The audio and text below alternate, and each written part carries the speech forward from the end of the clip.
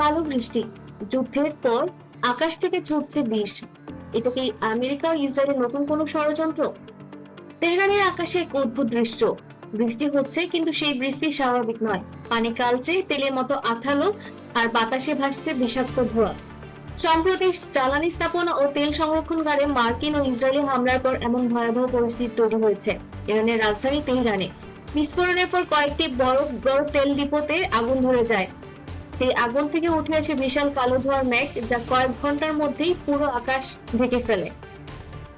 প্রত্যক্ষদর্শীরা বলছে সকালবেলা প্রায় 1 কোটি মানুষের শহর তেহরান যেন অন্ধকারে ঢেকে যায়। সূর্যের আলো পর্যন্ত ঠিকমতো দেখা যাচ্ছিল না।